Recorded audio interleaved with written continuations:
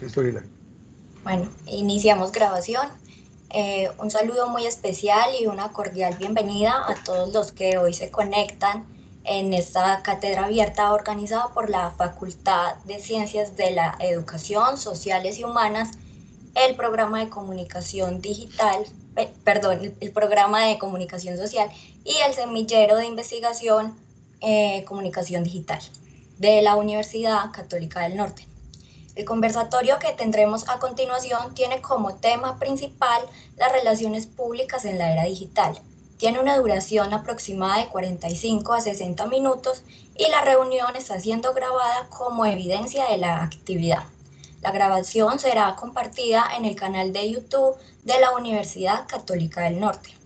Invitamos a todos los que nos están acompañando en este espacio a diligenciar el formulario de asistencia, el cual van a encontrar en el chat y en varios momentos de la reunión. Saludamos también al grupo de estudiantes de la Corporación Universitaria Lasallista, quienes al final del conversatorio tendrán una actividad práctica de una rueda de prensa.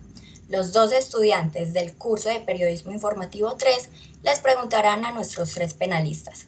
Si alguno de los asistentes quiere quedarse, lo podrán hacer, pero es un ejercicio aparte de esta cátedra abierta. Tendremos un espacio también para las preguntas que puedan surgir de todos los que hoy nos acompañan y que a medida de que avance la reunión pueden ir dejando en el chat de la transmisión. El docente que nos acompaña como moderador será el encargado de leerlas. Es un gusto para mí acompañarlos en este espacio. Mi nombre es Hilary Betancourt Marín, soy estudiante de séptimo semestre de Comunicación Social y hago parte del semillero CECODI. En la actualidad y con la inmersión de la tecnología, nos hemos visto obligados a cambiar nuestra manera de pensar, trabajar y comunicarnos. Tal es el caso de las relaciones públicas en cualquier empresa u organización. Hemos sido testigos de la migración que ha tenido la publicidad y los medios tradicionales a los canales digitales, con el fin de posicionar su marca adaptándose a estos cambios y a las nuevas estrategias de relacionamiento con sus grupos de interés. Iniciamos entonces este conversatorio y para eso invitamos al docente Luis Fernando Sierra Escobar, comunicador social y periodista, con especialización en gerencia de la comunicación organizacional de la UPB, especialista en mercadeo del CEIPA y magíster en educación de la UPB. Entre los años 2009 y 2011 fue presidente del Centro Colombiano de Relaciones Públicas y Comunicación Organizacional. También fue vicepresidente de la Academia Colombiana de Relaciones Públicas, donde en la actualidad es miembro activo. Es docente de cátedra en diferentes universidades. Actualmente labora con la Fundación Universitaria Católica del Norte y la Corporación Universitaria Lasallista. El docente es quien estará como moderador en el desarrollo del tema que nos reúne el día de hoy, Relaciones Públicas en la Era Digital. Profesor, buenas noches y bienvenido. Buenas noches, Hilary. Muchísimas gracias por la invitación. Bueno, Hilary, ¿me colaboras por favor con la presentación de las dos invitadas? Claro que sí. Invitamos a Mónica María Arango Gallego, comunicadora social y periodista de la UPB, que después de dirigir las comunicaciones del SENA Regional Antioquia, del Instituto del Sur en Arequipa, Perú, y coordinar el programa Otro Sentido de la Facultad de Comunicación Organizacional de la Colegiatura Colombiana, creó su propia agencia de relaciones públicas y comunicaciones, Esencial Colectivo. Desde allí ha gerenciado las comunicaciones externas y las relaciones públicas de restaurantes, organizaciones y eventos como Feria de las Flores, Festival Gabriel García Márquez de Periodismo, iFestival, Parque del Emprendimiento, Corporación Interactuar, Restaurantes San Carbón, Marmoleo y Pesqueira, entre otros. Buenas noches, Mónica, y bienvenida. Buenas noches, Hilary, y buenas noches a todos los estudiantes que están con nosotros esta noche. Qué rico que me invitaron, gracias. Continuamos con Alma Nuri López Patiño, comunicadora social y periodista, especialista en gerencia de la comunicación organizacional y magíster en administración de negocios, con énfasis en talento humano.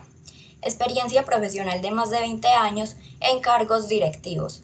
ha tenido la oportunidad de liderar y participar en el diseño y desarrollo de proyectos en diversos escenarios institucionales. Actualmente es gerente del proyecto Escuela de Verano Saberes UPB en la Universidad Pontificia Bolivariana, catedrática en la Universidad de Antioquia y consultora organizacional en temas estratégicos de comunicación y relacionamiento. Buenas noches, Alma, y bienvenida. Muchas gracias, Hilary, a la Universidad Católica de Oriente por esta invitación y rico compartir con ustedes este espacio que vale decir muy juiciosos estar aquí y haciendo fuerza como la estamos haciendo todos por Colombia, ¿no? Gracias. Continuamos entonces con el docente Luis Fernando Sierra Escobar, que será nuestro moderador. Muchísimas gracias, Hilary. Bueno, entonces ahora sí vamos a comenzar. Primero quiero saludar, que también veo en el chat, a varias personas muy cercanas a nosotros en la academia.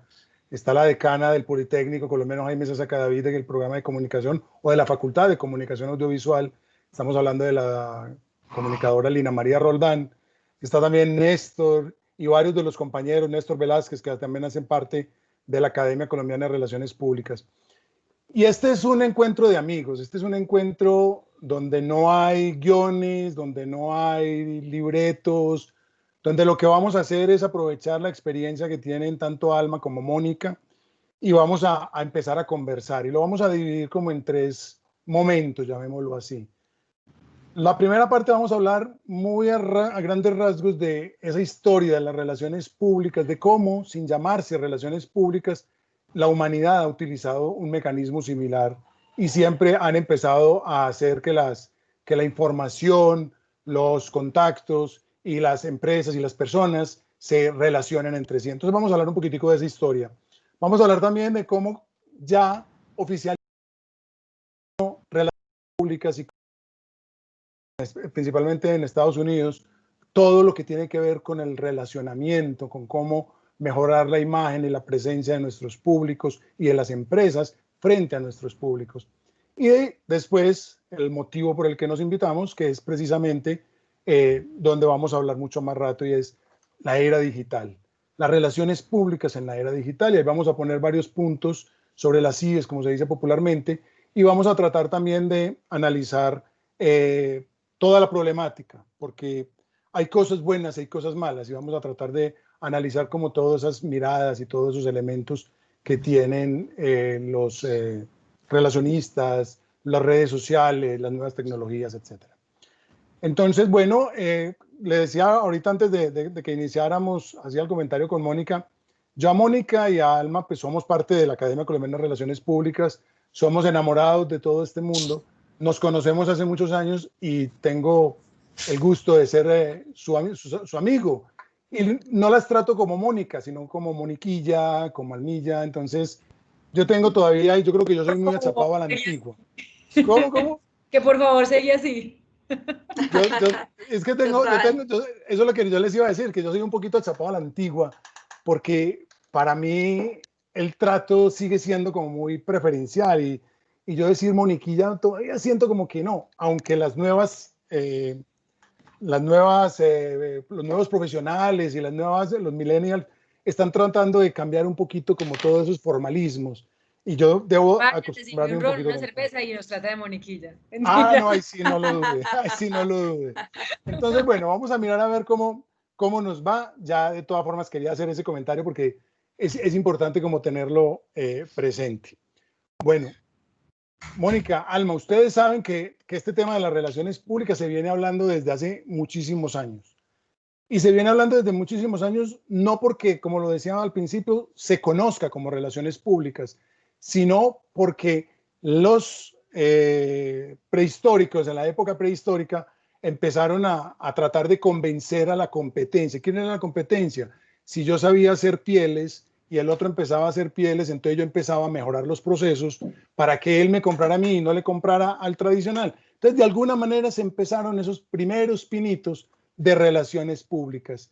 ¿Ustedes qué más nos pueden contar de esa época donde después podemos avanzar a los emperadores, donde los emperadores utilizaban lo que les llamaban la res pública o la cosa pública o el Vox Populi para también convencer sobre muchas cosas. Entonces miren que en estas épocas se ha tratado siempre de tener como el bien, la mano, la relación muy correcta con los públicos para que sigan sus ideales.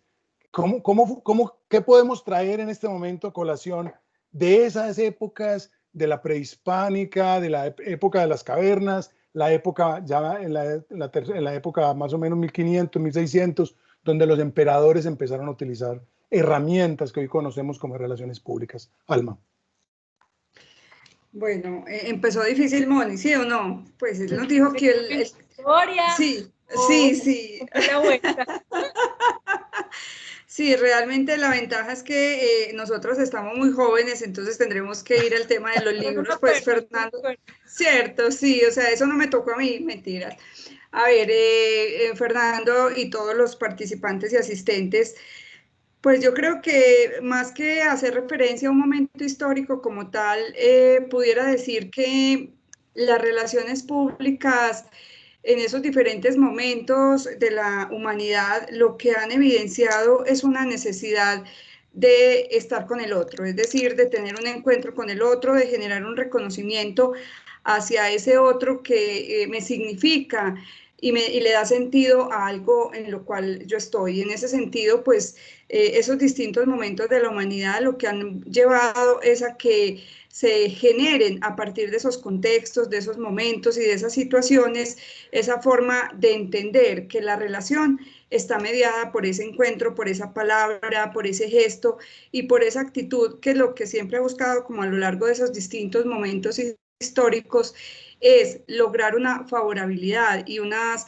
adecuadas interacciones entre las personas que están involucradas en ella. Entonces creería que como esencia del ser humano, esos distintos momentos de la historia lo que han determinado es la necesidad que tenemos de identificarnos con un otro y de poder establecer puentes y vasos comunicantes que nos permitan seguir fortaleciendo esos entornos en los que hemos estado. No sé, Moni, si ahí nos ayudamos mutuamente. Sí, me hace claro, porque cuando me hizo la pregunta, yo pensaba en una definición que nuestro compañero de la academia, Néstor Velázquez, que está por ahí de espectador, siempre nos enfatiza, y es ¿qué son en esencia las relaciones públicas? Es una definición que él da muy simple, y es hacerse querer. Y ese hacerse querer está en el sustrato mismo del ser humano, o sea, cuando se haya teorizado si existen o no, de ahí ya, no, pensé que estaba Néstor diciendo algo, está en el sustrato mismo del ser humano, o sea, los seres humanos tenemos una necesidad de significación, de ser alguien para el otro, de hacernos querer por los demás. Entonces, las relaciones públicas son incluso un asunto de supervivencia. Pues yo no sé si las teorías evolucionistas las tienen en cuenta cuando Darwin decía que el que ha sobrevivido es el más fuerte. Yo diría, no es el más fuerte, es el que más se ha hecho querer. Ese es el que ha sobrevivido realmente en la historia. Y lo que uno hace como relacionista público cuando trabaja para una marca, cuando trabaja para una empresa, es hacer que quieran a esa marca, que quieran a esa empresa. Y eso no se logra de manera impostada, los disfraces se caen. Se logra cuando se hace desde la esencia misma de lo que es la marca, lo que es la empresa, lo que es uno. Uno se hace querer porque es uno mismo. En la medida en que uno más es uno mismo, más se hace querer. Cuando empieza a jugar a ser otro, genera rechazo. Entonces, podemos hablar de la época de las cavernas, podemos hablar del medioevo, podemos hablar del Renacimiento, podemos hablar de la Ilustración, podemos hablar de cualquier periodo de la historia, de las mentalidades o de la historia de la humanidad, y siempre va a ser presente que todos hemos trabajado por hacernos querer o por hacer que quieran el proyecto del cual nosotros somos parte. Entonces, así es. Sí. Exactamente, y ese es uno de los elementos fundamentales. Y ahí ya podríamos empezar a utilizar un término que lo vamos a volver a tocar ahorita en la parte final, y es el tema de reputación. Y los emperadores, ¿qué era lo que estaban haciendo? Construyendo reputación para poder convencer al pueblo y tener el favor del pueblo y para poder tomar decisiones no siempre a favor del mismo pueblo. Y eso también lo estamos viendo hoy en día. Y hay un elemento que me parece muy importante y precisamente cuando empiezan a hablarse ya, y voy a pegar un salto en el tiempo muy largo, finales de los años 1800, a principios de 1900, empezaron las empresas y hubo dos grandes depresiones. Una antes de 1900, depresión económica estoy hablando, antes de 1900 y la otra en 1929. En esas depresiones económicas, las empresas que tenían algún poder de favorabilidad de los públicos, y cuando estamos hablando de público, estamos hablando de los grupos de interés, estamos hablando de los empleados, estamos hablando de la competencia, estamos hablando de los compradores, etcétera, de todos los grupos de interés, estaban logrando sobrepasar estas depresiones. Pero cuando no tenían esa favorabilidad, cayeron en desgracia. Y ahí es cuando nace precisamente Arvin Aibli, el padre de las relaciones públicas, que él empezó a centrar todas esas problemáticas que estaban generando las empresas para ir trabajando con los diferentes públicos y salir a flote. Y hay un elemento que yo quiero que ustedes empiecen también a comentar con relación a todas estas problemáticas que se presentaron, primero económicas y posteriormente de relaciones, y es la construcción o la llegada de una crisis. En estas crisis, siempre, y nosotros lo hemos hablado muchas veces en nuestros encuentros de la academia, cuando llega la crisis es cuando muchas veces las empresas acuden al comunicador. Y esto lo vemos reflejado en estos inconvenientes con las empresas que empiezan a ver la posibilidad de quebrarse, la posibilidad de salir del mercado, porque entraron en una crisis muy grande y no tenían esa reputación. Entonces, ¿qué podemos hablar de esa época cuando empiezan ya como a traer al papel el tema de relaciones públicas, empiezan a construir la teoría de las relaciones públicas y empiezan a hablar de varios elementos que los vamos a mencionar, porque aunque los empezaron a trabajar Aibli en los primeros años, hoy en día todavía son absolutamente vigentes. Entonces, ¿qué podríamos decir ahí en esos dos términos principalmente para que vamos avanzando? Reputación y crisis, esos dos elementos tan importantes en las relaciones públicas. Empecemos en el otro orden, si quieres arrancamos con Mónica. Pues mira, yo no te voy a hablar tanto desde la teoría, porque creo que para eso están ustedes como docentes y catedráticos, sino desde la práctica. Y pues, que es a lo que yo me dedico en el día a día, ¿cierto? Yo realmente soy relacionista pública, obviamente estudio, obviamente leo, obviamente me actualizo, por eso formo parte de la academia y todo lo demás, pero porque no tengo otra opción en la vida que ser relacionista pública. No porque no tenga más oportunidades, sino porque es que nací para eso. Pues, o sea, no me imagino haciendo otra cosa distinta a eso. Y planteas dos cosas importantes que hemos visto especialmente en esta crisis generalizada, en esta pandemia. Y es cuando las organizaciones entran en crisis, llegan donde el comunicador a decirle, ayúdeme. Pero resulta que es que si usted no se dedicó a cultivar las relaciones en el largo plazo desde hace mucho tiempo, no vaya a esperar el día de hoy tenga cómo salir a flote o cómo salir de la crisis sin la ayuda de nadie, ¿cierto? Las crisis son iguales que en la vida personal. Usted en la vida personal, cuando tiene una crisis, si se portó bien con la gente, va a tener quien le ayude, que su mamá está enferma, entonces usted va a tener, ve, en qué turno te cojo y te ayudo en el hospital, qué necesitas que te lleve almuerzo, vas a tener una red de apoyo, vas a tener un montón de cosas porque te dedicaste a cultivar buenas relaciones en tu vida. Pero si fuiste un hijo de madre con todo el mundo, trataste mal a todo el mundo, y por ejemplo en el caso de los periodistas, nunca les saliste cuando te buscaron para que les dieras información, no, yo no hablo con estos periodistas, no esperes que ahora te ayuden a contar las cosas positivas de tu empresa. Entonces, y eso tiene que ver con la reputación que vas construyendo también en el día a día. Eso, la reputación tiene una característica importante y es que se construye muy lentamente y se puede destruir en un segundo. Y las crisis, como en la vida, son o una oportunidad para salir adelante y fortalecerse, o la ocasión para irse a pique y morir. Y funciona igual las crisis reputacionales de las organizaciones como las de la vida. Así es. Alma. Bueno, yo agregaría a lo que nos plantea Mónica, y es que la reputación y las crisis van estrechamente relacionadas en el sentido de tú logras superar una crisis cuando gestionaste las relaciones. Es decir, cuando hiciste un trabajo consistente, coherente, riguroso. Y cuando hablo de riguroso y consistente, un tanto también lo que decía Mónica ahorita, no postizo, sino genuino. O sea, basado en la transparencia, en la esencia, en esa identidad que tienes y que la fuiste construyendo de una manera sistemática, de una manera permanente, que fuiste dando cuenta de cada uno de los pasos que ibas dando con base en que los dabas, y eso puede llegar a que el momento de la crisis, que yo creo que sobre eso es que cuando hablamos de gestionar las relaciones, hablamos de una pirámide que quizás ahorita más adelante la vamos a abordar un poco más, pero es cómo pasamos en ese ejercicio de la reputación y del relacionamiento de una posición de conocimiento a una posición de embajador. Es decir, cómo mis grupos de interés con los que yo me relaciono no solo me conocen, sino que alcanzan por una gestión estratégica de las relaciones a llegarme a defender y hablar bien de mí cuando no, en una crisis donde logro que sean los otros los que de alguna manera tengan algo positivo que decir de mí porque gestioné de una manera consistente esas relaciones, ahí estamos hablando de una buena reputación. Es decir, tengo una percepción en el otro que permite, que sabe lo que soy, que sabe que puedo cometer un error, abordar una situación equivocadamente, pero que sabe que en esencia no hubo ni una mala intención ni un interés de dañar al otro.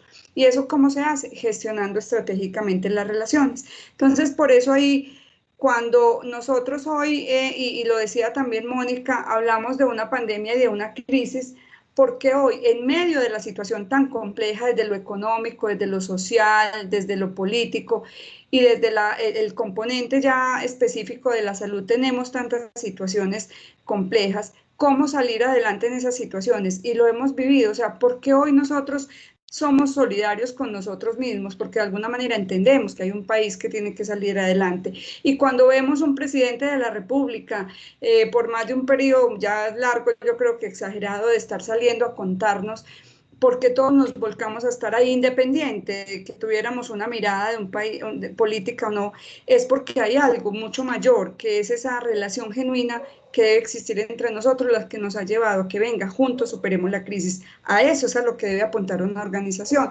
a eso es a lo que deben apuntar las instituciones, a lograr que en esas situaciones de crisis lo que salga a flote es una relación consistente, contundente y coherente, que he desarrollado de manera permanente, fluida y transparente con esos grupos de interés. Y podremos entonces decir, superamos esa crisis e incluso salimos fortalecidos de la crisis.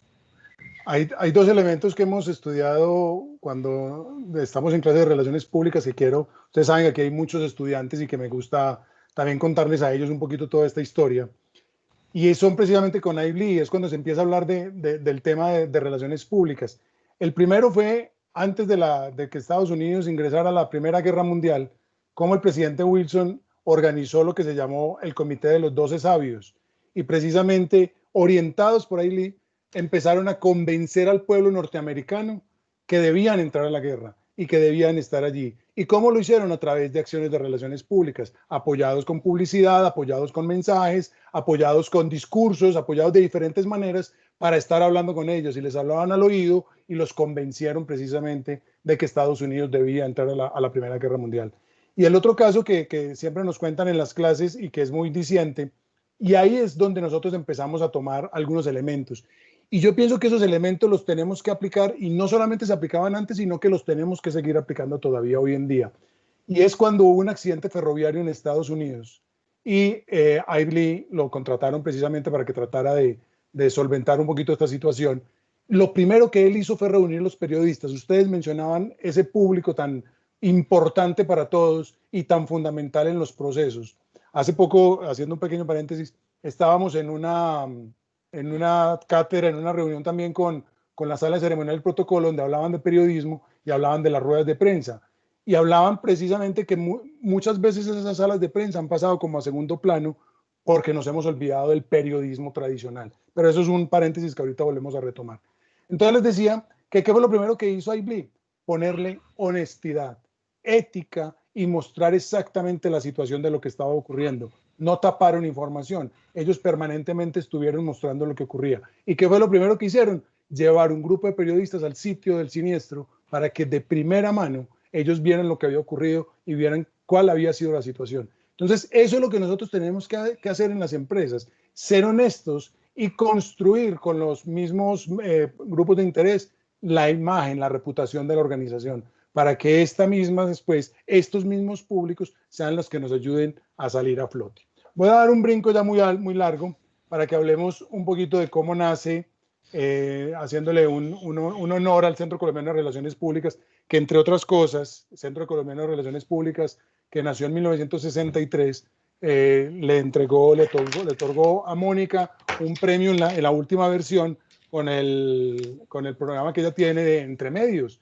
Entonces vale la pena, Mónica, también ese reconocimiento porque es parte de tu labor, tú estás metida en medios, estás metida en relaciones públicas y eres muy activa. Y ahorita vamos a hablar de ese punto porque me parece importante. Sí, porque es un ejercicio de cómo se ejerce relaciones públicas en la era digital. Ahorita vamos a hablar de esos dos elementos, por eso quiero que avancemos simplemente para contar cómo nace en Colombia el tema de las relaciones públicas y cómo lo empezamos a trabajar en las organizaciones. Los primeros que empezaron a trabajar relaciones públicas fueron Avianca, el SENA, etcétera.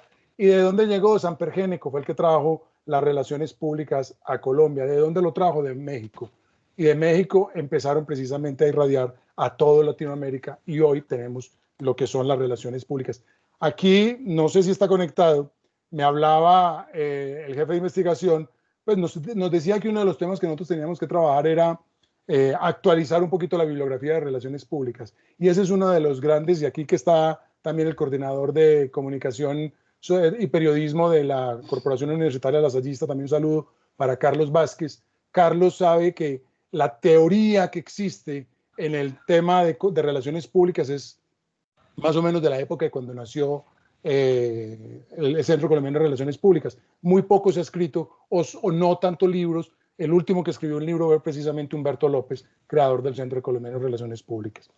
Bueno, vamos entonces a dar ya ese brinco porque yo creo que lo que quieren escuchar todos nuestros asistentes es precisamente en relación con cómo hacer para que estas relaciones públicas que se han manejado como primero de una manera primitiva, después empezaron a ponerle teoría y empezaron como a construir de alguna manera los elementos de lo que es las relaciones públicas, ese relacionamiento con los grupos de interés, llegamos a lo que se llama, para algunos todavía, las nuevas tecnologías de la información y la comunicación, para mí ya simplemente las tecnologías de la comunicación, que algunos le agregan el término información. Y yo quiero que hablemos primero de esas tres palabritas, tecnologías de la información y la comunicación. Muchas de las empresas se quedan en la primera, en información. Se les olvida que las redes y los medios digitales son para comunicarse y comunicarse es bidireccional. No es yo te hablo estilo cartelera, tú me escuchas como simplemente un ser pasivo. Hoy en día tenemos las posibilidades de discutir, de hablar, de preguntarle a las empresas. Quisiera que empezáramos hablando por esos dos términos, Alma, comunicación e información en la era digital. Bueno, yo creo que ahí, como lo hemos venido abordando durante esta conversación, volvemos al tema de la esencia y del origen, o sea, realmente sea mediado por las tecnologías, sea en las dinámicas presenciales, sea en el cara a cara, el tema de la información y la comunicación atraviesa por qué tanto quiero yo reconocer al otro en ese ejercicio para que efectivamente se vuelva un ejercicio comunicacional.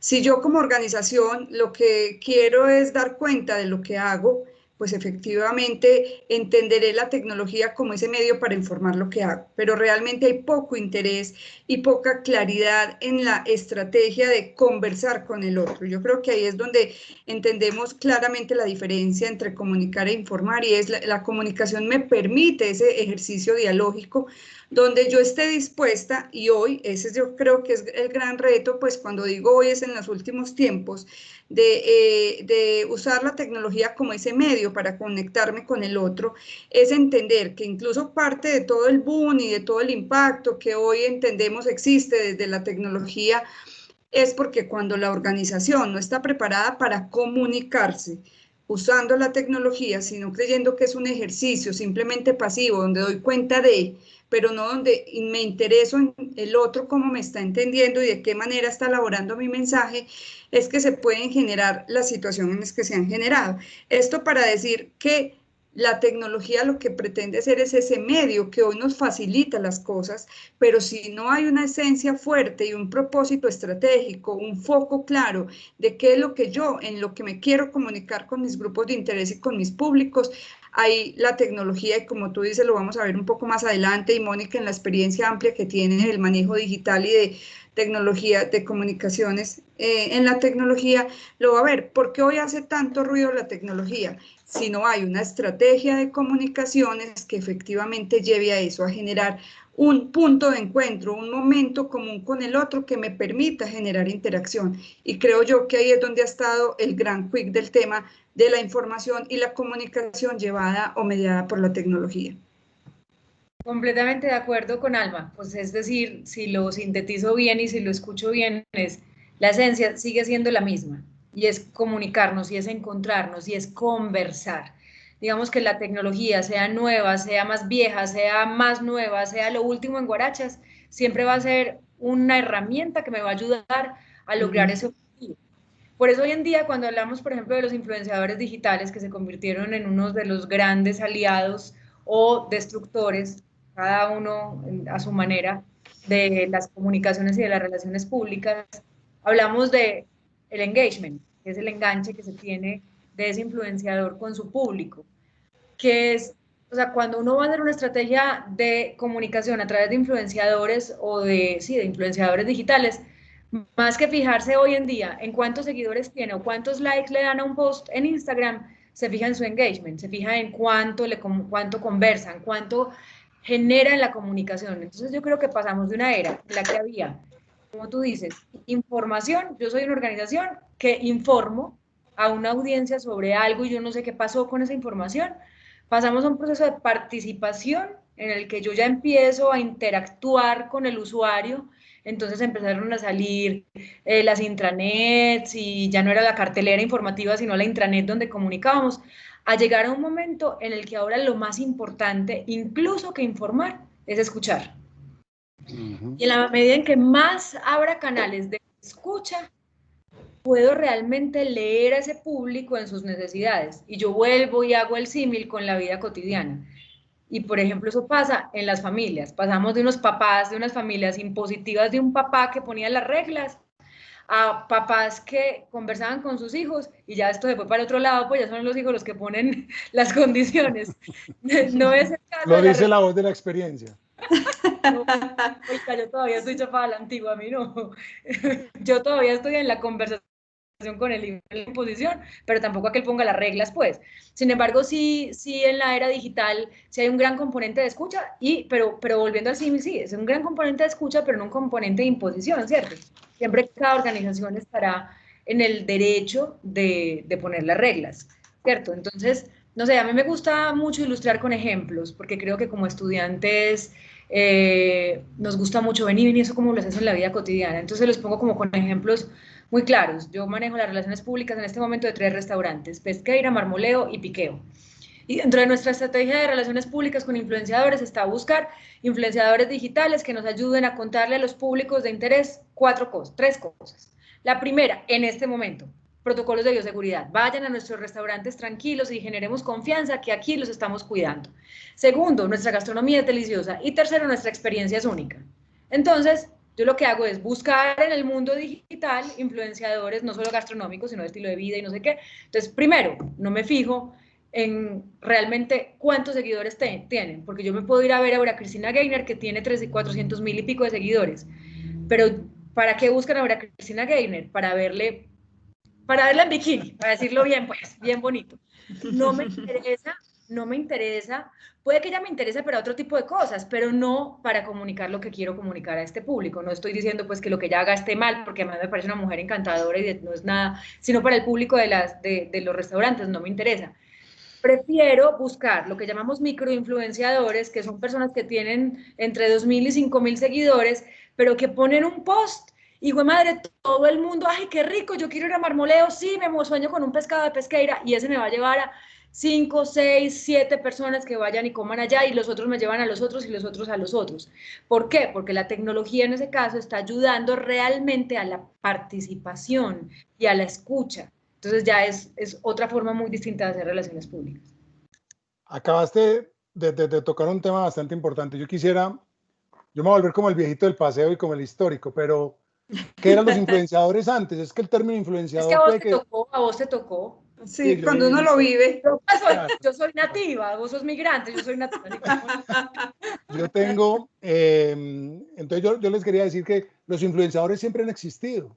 En todas las épocas de la vida han existido los influenciadores, simplemente que les llamamos ahora de otra manera y utilizan otra herramienta. Pero que eran aquellas personas que utilizaban el tema del teatro, que utilizaban el mensaje o que escribían en un medio. Eran personas que estaban influenciando a otros a través de un mensaje. Y eran ellos, con su poder, con su reconocimiento, con su credibilidad, los que convencían a estas personas.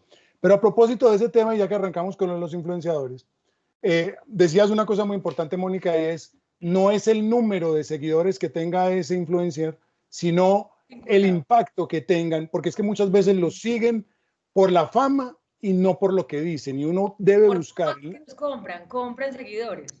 Empezando por ahí, que también pueden comprar seguidores.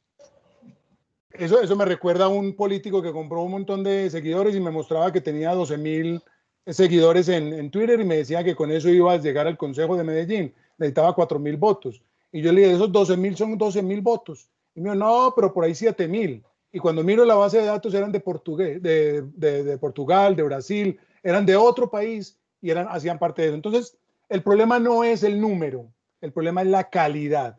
Y precisamente esta semana en el periódico El Colombiano, aquí lo tengo como pastel, salió una nota que se llama Las millonarias cifras del mercado de influenciadores y hablan de cómo los influenciadores están cogiendo muchísimo dinamismo aquí en Colombia y precisamente la Superintendencia de Industria y Comercio les acaba de sacar una resolución para tratar de ponerlos un poquito en cintura. Porque impuestos. Primero impuestos, pero aunque también es muy laxo, y es que ese es el tema, ese es el otro tema, y lo decía Almanuri, las nuevas tecnologías y lo digital todavía está muy difícil de ser controlado, y es como las nuevas generaciones hoy en día con los papás, que es muy difícil ese control porque hay veces por no pelear con el hijo, entonces le damos más de lo que de pronto se podría merecer, y eso pasa hoy en día con las redes sociales y con todas las tecnologías. Si las tratamos de controlar demasiado, va a pasar entonces que la gente no la va a seguir utilizando y se va a perder un mercado muy grande. Pero si no se controlan, se nos van a desbordar. Y eso es lo que quiere precisamente la superintendencia con los influencers, que ellos trabajen más organizadamente y que tengan un orden, porque es que según ese artículo están saliendo 10 influencers casi que mensuales diarios, perdón, en Colombia, nuevos influencers que están tratando de imponer su posición y todos quieren a través de un mensaje, a través de algo, de decir la situación. Pero yo quiero preguntarles a Manuela Juan que ahora tienen que poner los influenciadores en sus historias o en los posts numeral publicidad. No solamente eso, tienen que poner en un lugar súper visible diciendo esto es contenido patrocinado o me pagaron por esto, es pago. Lo que pasa es que la línea divisoria es muy difícil. Es muy difícil. Porque claro, si yo soy Tulio Zuluaga y Safran me paga por postear sus salsas. No te voy a hablar bien porque te hablé bien y no lo... Perdón, hay un micrófono por ahí cerrado, profesor Luis. Si yo soy Tulio Zuluaga, influenciador gastronómico, y pongo a Safran como marca para hacer una receta con sus salsas, está bien, eso está claro, le pagaron, él tiene que poner contenido pagado, perfecto. Pero si yo soy Alma y yo soy Mónica que invitó a Alma al restaurante Pesqueira a almorzar y le digo, pone una historia sobre el restaurante, yo no te estoy pagando, te estoy invitando, vos puedes decir, es que a mí me invitaron y yo quise postear, es muy complejo el tema legal. Es que allá iba precisamente con mi pregunta, o sea, hubo una época, yo creo que ustedes lo recuerdan, hubo varios, hablando de deportes y hablando de lo que está pasando ahora, un futbolista que no va a mencionar el nombre precisamente porque todavía está en proceso de investigaciones, que fue acusado por algunos malos manejos de unos chicos que llevaba a Argentina y eso le quitó un montón de patrocinios. Lo mismo pasó con una jugadora de tenis mundial que estaba en los primeros niveles y salió positiva con el uso de cocaína y le quitaron todos los patrocinios. Entonces yo quisiera preguntarles a ustedes, ¿hasta dónde un influenciador, que es un tercero de la empresa, que es una publicidad totalmente más difícil de controlar? Cuando yo soy el que hago la publicidad, yo la controlo, pero aquí es el mensaje lo pone alguien porque tiene un reconocimiento o porque tiene un número de seguidores, pero si él hace algo por fuera de las redes, ¿qué pasa con la imagen de mi empresa, Mónica? Mira, no te voy a hablar solamente de los influenciadores, sino que ahora cuando hablábamos de los periodistas. Y vamos a entrar a hablar de un tema que es el Free Press, ¿cierto? El Free Press es, yo saco un comunicado de prensa, ahora que están viendo el tema de las ruedas de prensa, o hago una rueda de prensa y cuento una información para el lado de la prensa. O busco un grupo de influenciadores y les pido que por favor posteen sobre mi marca alguna información que yo les quiero dar. Hay un principio básico de la comunicación que de los comunicadores conocemos y es yo soy responsable de lo que digo, pero absolutamente irresponsable de lo que el otro escucha. Bien, entonces suele ocurrir lo siguiente. La Universidad Católica del Norte saca un comunicado informando que se ha ganado una patente de invención de algún producto o que un grupo de investigación sacó estos resultados de investigación. Perfecto. Como cada uno escucha de la manera que quiere escuchar, lo publica en su medio de comunicación o lo postea de la manera que lo quiera postear. Eso puede comprometer mi reputación. Si yo quiero que algo salga tal cual yo quiero que ese mensaje salga, tengo que pagar y eso se llama publicidad. Entonces páguele al medio, páguele una pauta y póngalo en pauta. Por eso es importante que la estrategia de comunicación tenga muy claro y analice muy bien quién quiero que sea ese influenciador. ¿Con quién estoy asociando yo mi marca? Porque entonces, yo puse el caso de Tulio Zuluaga. Perfecto, es un tipo que tiene una buena reputación, o no, ¿cierto? Mi marca se quiere ver relacionada con él o no. Puedo hacer una estrategia de comunicación orientada a prensa. ¿En qué medios estratégicos quiero salir? A lo mejor el Q es más estratégico para la información que quiero dar que la W. Entonces, apuntarle muy bien a esa estrategia en dónde quiero salir y no en regadera a que todo el mundo diga de mí lo que el otro escuchó y lo que el otro quiera. Porque ni en el Free Press, ni con los influenciadores, yo tengo el derecho a pedir, a no ser que se haga una calumnia o una injuria, pero tengo el derecho a pedir una rectificación de una información que el otro dio, simplemente como el otro la quiso dar. Pasa mucho, les digo, a mí me pasa cotidianamente con los clientes. Ahí es que, no sé, hicimos una hamburguesa y publicaron la hamburguesa, me pasa mucho con marmoleo. Qué horror, es que el influenciador publicó en una historia y se ve horrible el empaque, se ve asqueroso. Y yo, ¿cómo voy a llamar al influenciador que además no le pagué, solo lo invité a la hamburguesa a decirle, ve, baja la historia, que es que el empaque se ve asqueroso? La culpa es mía, primero por no haberle dado bien la información y la instrucción sobre qué es lo que quiero comunicar, cómo lo quiero comunicar. Segundo, por elegir a quien elegí, o sea, tengo que asumir las consecuencias y ahí se puede ver comprometida la reputación. A nosotros nos ha pasado, entonces nos empiezan a escribir en las redes, qué horror, porque usan plástico, están atentando contra el medio ambiente y uno como, madre, hay cosas que uno no puede controlar, definitivamente, cuando se trata de lo gratuito. Y es precisamente, Alma, espera un segundito, Alma, y es cuando son con los influencers o cuando son personas externas a la compañía, es muy difícil ese control.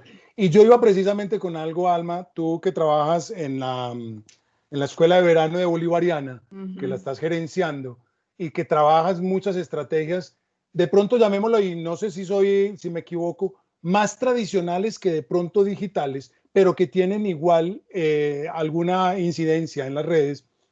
¿Qué pasa si de pronto tú en la academia nos haces un día una presentación de la escuela y todos nosotros, que somos 18 académicos, hacemos nuestros comentarios y posteamos sobre lo que tú estás haciendo y lo que tú estás diciendo en la escuela?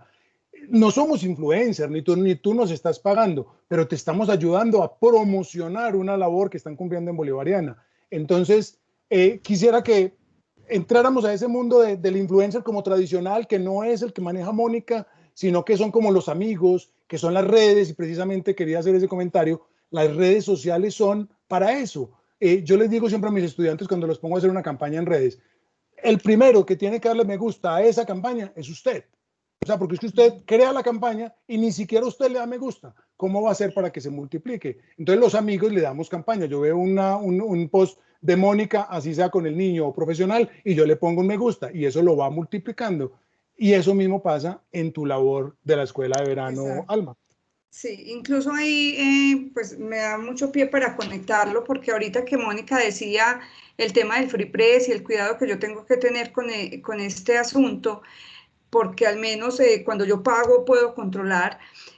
también está este ejemplo diferente, como esa escuela de verano, tú lo dices. La escuela de verano Saberes UPB es una estrategia que tiene la universidad desde el 2017 y que vale decir, nosotros, por ejemplo, en ese ejercicio de gestionar estratégicamente las relaciones de la escuela, que nos permite la escuela de verano, hemos construido unas relaciones donde el contenido es el que agrega valor a la relación de comunicación. Es decir, cuando nosotros hablamos, por ejemplo, de la escuela de verano, de cuando trajimos a la robot Sofía en 2018, que trajimos los cyborgs, los primeros los humanos con dispositivos robóticos y la primera robot humanoide, que una universidad como la Pontificia Bolivariana hablara de estos temas de tecnología de vanguardia, era un ejercicio que académicamente llamó mucho la atención y generó un impacto mediático vía Free Press, o sea, vía gestión de contenidos de la universidad, poniendo a la universidad lo que tú dices,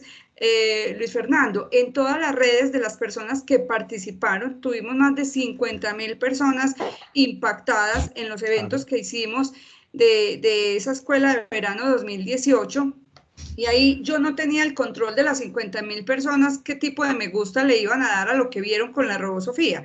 Pero lo que yo sí tenía el control era que tenía un contenido absolutamente ganador de lo que significaba la tecnología en lo humano y lo humano en la tecnología como ese elemento esencial de lo que propone la Escuela de Verano de la Universidad Pontificia Bolivariana. Y eso lo vemos nuevamente en la edición 2019, cuando la universidad, y ahí es donde digo que es a partir de la fortaleza en el contenido, y como lo dice Mónica, de la estrategia comunicacional que yo tengo, cuando yo tengo un buen producto, como ella describe, el de los restaurantes con los que ella trabaja, cuando nosotros hablamos de un buen producto, como es la academia y el conocimiento, y tenemos un conocimiento que está renovado, un conocimiento que está hablando de tendencias de punta, un conocimiento que está hablando o nos está invitando incluso a cuestionar el conocimiento que en este caso la Universidad Pontificia Bolivariana puede proyectar desde su imagen, y está diciendo aquí hay una universidad que se está pensando desde unas esferas distintas, a lo católico, que digamos es uno de los sellos que tiene la universidad, pero que es una universidad abierta de pensamiento, que considera la multiculturalidad porque la vive. Eso ha sido absolutamente ganador. Entonces vamos con una edición 2019 donde es Leonardo da Vinci, el genio del Renacimiento, el que nosotros traemos para recrear en el hoy y proyectar en el futuro ese mismo hilo conductor de tecnología en lo humano en la tecnología. Y tenemos nuevamente más de 60.000 personas en la exposición de Da Vinci, 60.000 personas que en todas las redes decían, wow, qué bueno haber tenido esta conexión con este genio del Renacimiento y eso.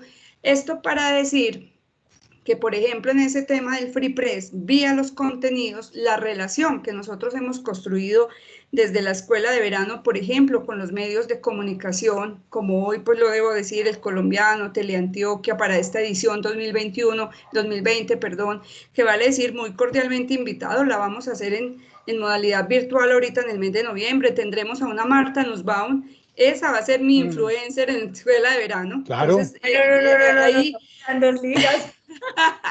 que ahí es donde decimos qué tipo de influencer es esa persona que le suma y le agrega valor a mi contenido, le hace el contenido de los servicios que presta Mónica con sus clientes, o sea, el contenido de los productos, de los servicios del conocimiento que nosotros estamos invitando a conferencistas a que hablen de esto, pero no de lo que dice la bolivariana, sino de posibilitar que la gente genere conexiones entre ese pensamiento renovado de la universidad y estas tendencias a partir de voces autorizadas. Entonces creo que el tema de los influencers, para decir, vuelve y juega, es la forma como tenemos conscientemente que gestionar las relaciones para que quien habla de nosotros hable en la línea de lo que nosotros somos y queremos seguir proyectando. Y ahí es donde menos es más. Ustedes lo decían, por ejemplo, en la parte de tecnología, no es el que más seguidores tenga, es el que cuando le hable, la gente le crea. Y al creerle, está creyendo en nosotros. Y creo que desde ahí, Escuela de Verano es un ejemplo. Este año es Sociedad 5.0. Entonces, seguimos en esa reflexión entre cómo lo humano tiene que generar esa conexión con la tecnología, no competir, generar una relación, y desde ahí es que el discurso también se posiciona y se logra esa reputación y esa favorabilidad, por ejemplo, de la imagen de la universidad. Y es que tenemos que, ese es como uno de los mensajes que nosotros estamos tratando de promover en este evento, y es que las redes sociales no son malas. Las redes sociales son unas herramientas que podemos utilizar y que las podemos utilizar muy bien. Y yo mencionaba ahorita, y lo quiero retomar, el término ética. ¿Y ética en qué sentido? Yo no quiero que hablemos de política ni mucho menos, pero vamos a tocar algunos elementos que de pronto van a mencionar la política aquí cerca de Medellín. Ahora estamos escuchando mucho un término y son las famosas bodegas de algunos políticos, de algunas personas que las utilizan para o subir su imagen o bajar la imagen del contendor. Pero yo quiero hacer una pregunta, Mónica. Tú, que tienes yo no sé cuántos seguidores, yo tengo por ahí unos 800 seguidores en Instagram, por ahí unos 900 en Facebook. Espera, yo le digo cuántos tengo, espera que tengo aquí el celular, somos un poquitos, 2.392. Bueno, 2.392. Digamos que eso no cabe en una bodega. O sea, ¿a qué voy yo? Todos tenemos una bodega. Al utilizar redes sociales tenemos una bodega, porque yo tengo mis seguidores y si de pronto yo con mis estudiantes de las diferentes universidades donde he trabajado y con las que tengo contacto hoy en día, yo los convenzo de algo y a través de mis redes sociales les doy un mensaje político, deportivo, religioso, lo que sea, y de pronto los convenzo, van a decir entonces que yo les estoy pagando a todos ellos para que de una manera poco ética se convierta como si yo tuviera una bodega para tener el favor de los estudiantes o de mis seguidores. Entonces yo quisiera como que habláramos de ese término ética, que también es una línea tan delgadita en este momento también en las redes sociales y en el mundo de digital y las comunicaciones digitales, Mónica. Alma, mejor se la tiró usted. Eso está muy difícil. Aquí se acaba de poner, vea, Mónica Arango, les puse en mis redes sociales para que se de los 2.392 seguidores. Pues ve, no mentiras, venga. Es que quiero pegarme de un tema sin hablar de política, que acaba de pasar que pasó hace poco con el alcalde Quintero.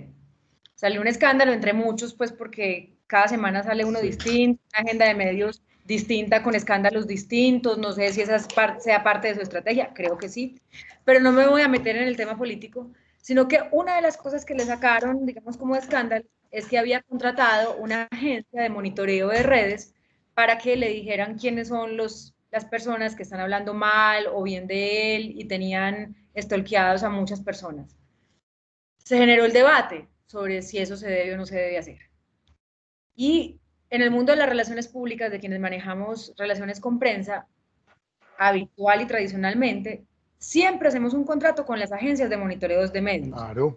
¿Qué es una agencia de monitoreo de medios? Es, venga, yo soy la Universidad Católica del Norte, quiero ver los medios de comunicación que publican sobre mí. Entonces, Punto Cardinal, PrensaNet, bueno, hay varias agencias que me pasan un reporte diario que me dicen, en El Colombiano publicaron esto, en El Tiempo esto, en Teleantioquia esto, en Telemedellín esto, y esto le hubiera costado tanta plata en publicidad.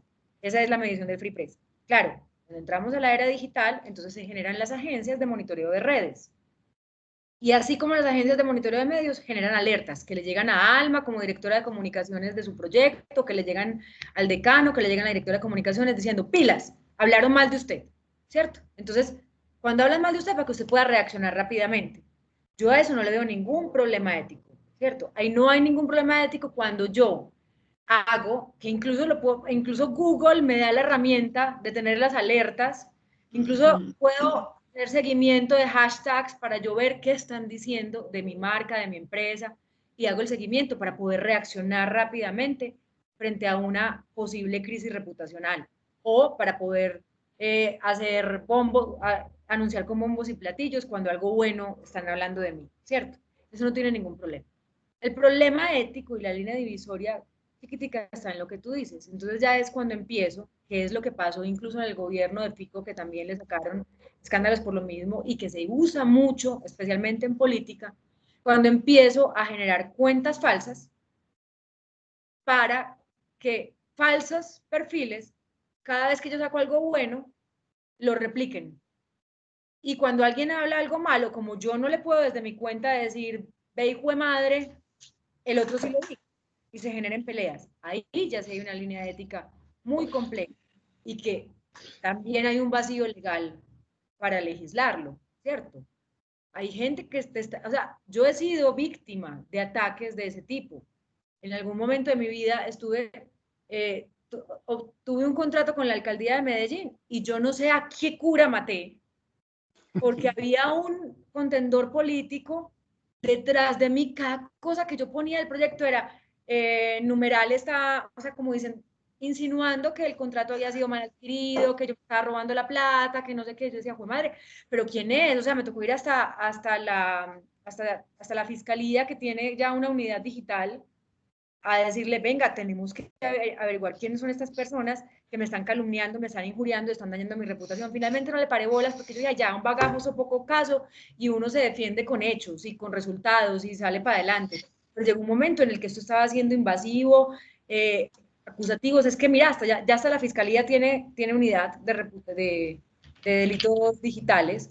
Y los seguros, o sea, Sura sacó un seguro de reputación digital.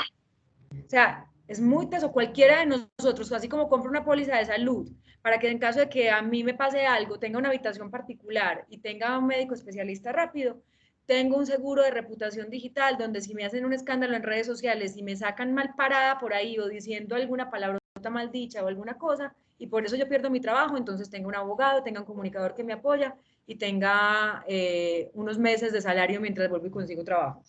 Es así de fuerte. Yo agregaría, Fernando, a lo que dice Mónica, llenaras de este colegaje, ¿sí o no, Mónica? Nos tenemos que ayudar entre las dos.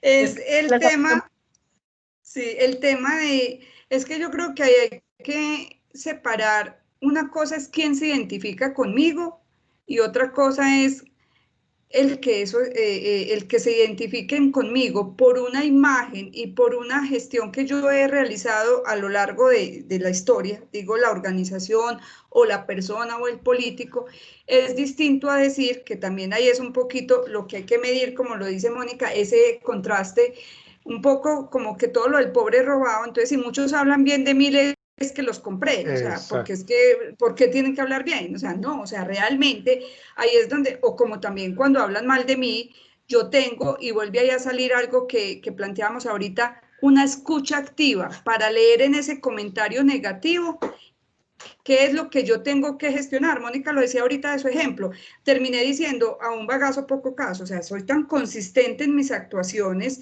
soy tan clara en la forma como obtuve este contrato, que yo no tengo por qué desgastarme en salir a buscar lo que se cae de su propio peso. Eso pasa con las organizaciones también, y yo creo que ahí es donde el tema también al que hoy nos enfrentamos es que tenemos que tener la confianza por una adecuada estrategia, y cuando digo adecuada es permanente, consistente y rigurosa, que me permita que quienes me defiendan no se vuelvan de alguna manera, entonces, ¿sabes qué? ¿Quién sabe cuántos seguidores compró Escuela de Verano pautando en todos los medios para que el colombiano, como vale decir el ejemplo también, cuando nosotros nos acercamos a una gestión de valor con el colombiano y nos dice, me parece súper contundente el tema de Da Vinci y lo que vamos a hacer es esta serie de artículos periodísticos resaltando lo que es el genio del Renacimiento, desde la medicina, desde no sé qué,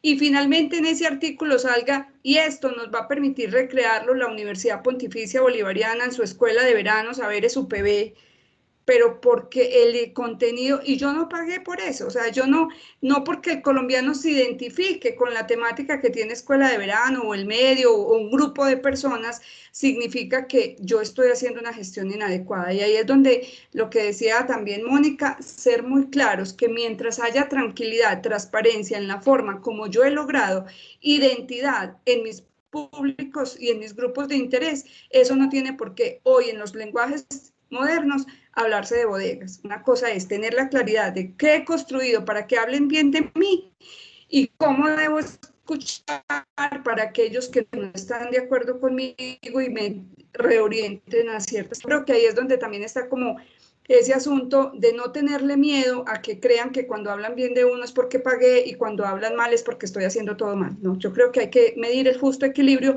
y ser consciente de cómo he logrado que esas relaciones se den para que una u otra situación me diga algo o positivo y que debo seguirlo haciendo bien o tengo que replantear la forma como me relaciono con.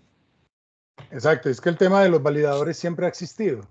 Y el Claro. validador es porque cree en ese mensaje, porque cree en esa persona y simplemente lo replica y lo comparte.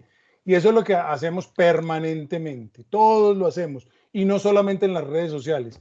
Y ya para que vamos entrando, infortunadamente, yo Se creo busca que... validadores cuando le va a echar los perros a una vieja. Venía Exacto. y Habla bien de mí, claro.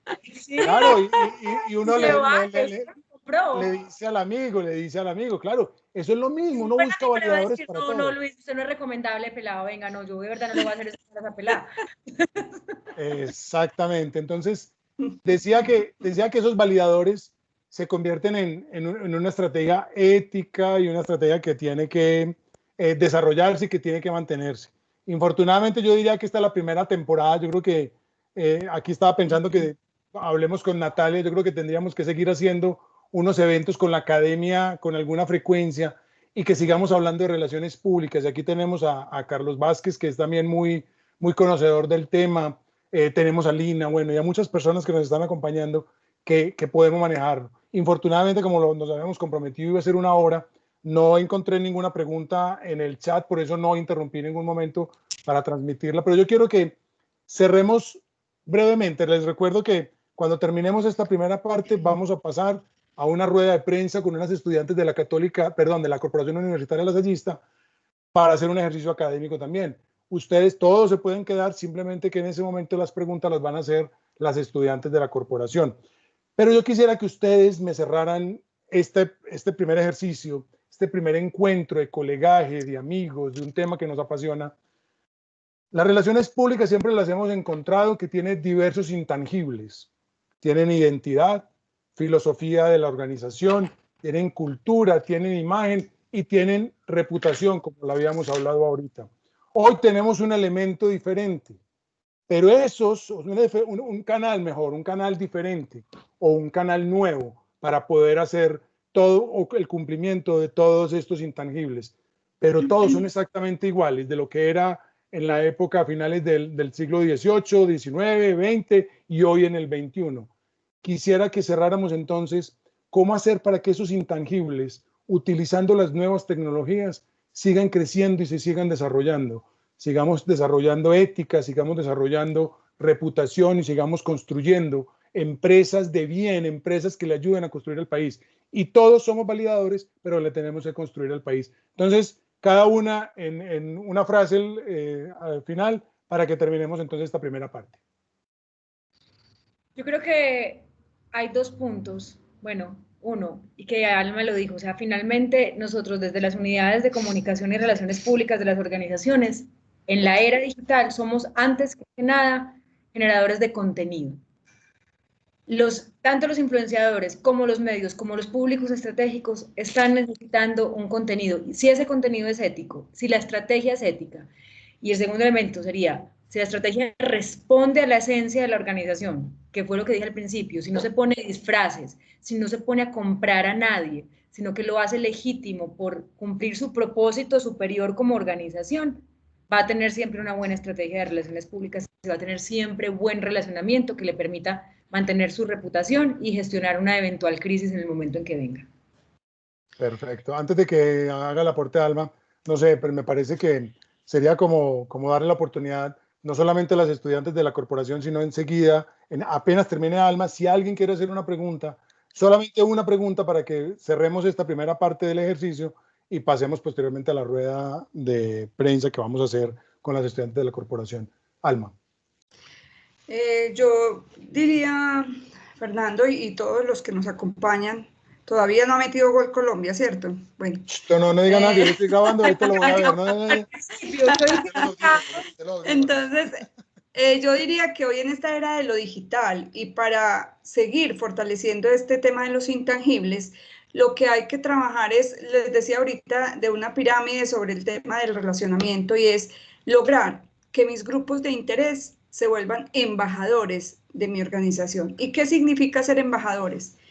Que me conocen, que saben lo que hago, que tienen una opinión positiva de lo que hago, me creen, pero también me defienden y hablan bien de mí. Si usted gestiona adecuadamente esa relación con los grupos de interés, usted lo que va a tener en su organización son embajadores en cada una de esas personas que están hoy usando los medios digitales para relacionarse con usted, lograr que me defiendan y hablen bien de mí por una dinámica consistente, coherente y basada en la ética y en la transparencia, que es a lo que nos invita el relacionamiento y la gestión de las relaciones públicas. Bueno, ese sería como el punto que tenemos que trabajar. Y lo más importante para cerrar mi intervención es... Velázquez no, está no, diciendo no, no, no le paré bolas a Néstor. ¿Qué dijo? Que estamos perdiendo 2-1 y estamos No, es mejor que sigan aquí, es mejor que sigan Sí, aquí. es mejor que sigamos acá. Sí, sí, total. Entonces les decía, el tema de las relaciones públicas, el tema de, como decía Mónica en algún momento, y yo pienso que lo hemos escuchado muchas veces, por eso nos dieron 2 oídos y una boca.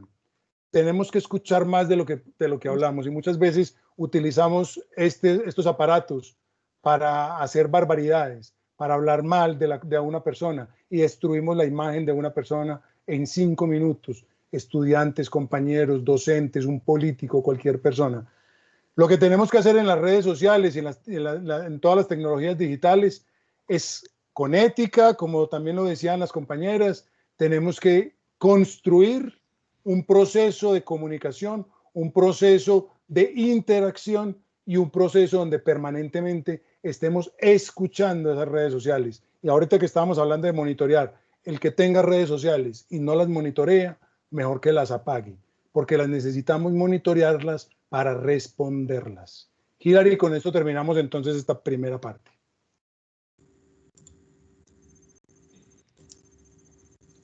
Damos por terminado este encuentro, no sin antes agradecer a todos por acompañarnos y por participar en este espacio. Agradecimiento especial a nuestras invitadas Mónica María Arango Gallego y Alma Nuri López Patiño, al docente Luis Fernando Sierra Escobar, al coordinador del programa de comunicación Luis Fernando Mejía Quirós y por supuesto a la Universidad Católica del Norte por brindarnos estos espacios de aprendizaje y hacer posible esta transmisión. Les deseamos una excelente noche y nos vemos en otra oportunidad. Finalizamos grabación. Muchas gracias. Y a los más de 30 y pico de personas que se han conectado durante toda la noche.